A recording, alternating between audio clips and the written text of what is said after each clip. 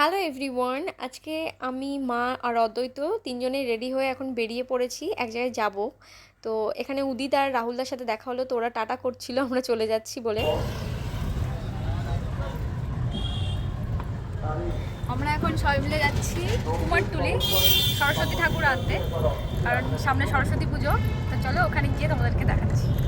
আর আমি তো খুবই এক্সাইটেড ছিলাম, সেজন্যই শাড়ি পরেছিলাম। আর আমার কানে যে কানের দুলটা দেখছো, ওটা কিন্তু আমার শাশুড়ি মা এনে দিয়েছে সরস্বতী পুজোর জন্য আমাকে, আর কি গিফট সরস্বতী পুজোর। সরস্বতী ঠাকুর কিনতে যখন কুমারটুলি যাচ্ছি, তো তোমাদের সাথেও শেয়ার করা যাক ভিডিওটা। মানে এত এত কালেকশান, এত হিউজ কালেকশান, মানে গুণে তো শেষ করা যাবে না। আর এখানে দেখো এই যে ছোট ছোট ঠাকুরগুলো, ছোট্ট সরস্বতীটাকে দেখছো কত কিউট, মানে বিভিন্ন ধরনের ছিল, খুবই কিউট কিউট সরস্বতী ছিল। অদ্বৈত তো বলছে এগুলোর কি ডাউন সিনড্রোম হয়েছে, মানে এরকম কেন মুখগুলো। ট্রাম অ্যাকচুয়ালি এটা অরিজিনাল ট্রাম গো। তারপরে এই ট্রামের মহিলার কাছ থেকে আমরা একটু চাও খেয়ে নিয়েছিলাম। আর গরম চা কিন্তু আমি একদমই খেতে পারি না, তো আমার একটু টাইমই লাগছিল। আর এদিকে মা অদ্বৈত অলরেডি খেয়ে নিয়েছে, তো আমি কাপ হাতে করে নিয়ে লাস্টে ঘুরছিলাম আর কি।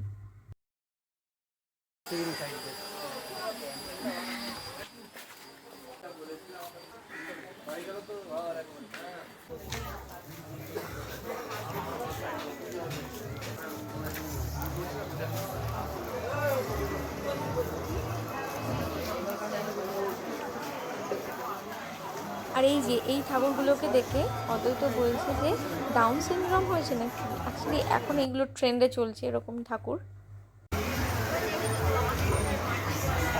আর এখন তোমাদের দেখাবো একটা খুবই সুন্দর ঠাকুরের কালেকশন। এই যে এই ঠাকুরটা ফার্স্ট, এটা তো মানে রাধারানী স্টাইলে, যে একটা লক্ষ্মী স্টাইলে, মানে কি অপূর্ব সুন্দর। এখানে আগেরবার এখানে একটা করেছিল পদ্ম পাতার উপরে, ওটা আছে এখনো ছবিটা আমার কাছে।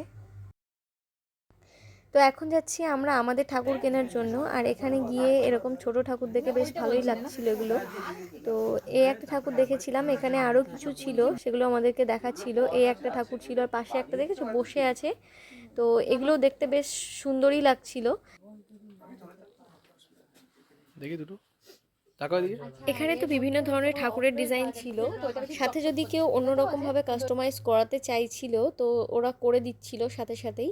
একটু টাইম লাগছিল, আধা ঘন্টা এরকম, তো আমরাও কাস্টমাইজ করাতে দিয়েছিলাম। আর আমাদেরও একটু বললো টাইম লাগবে, তাই আমরাও একটু বাইরের দিকটা ঘুরে দেখে নিচ্ছিলাম ঠাকুরগুলো।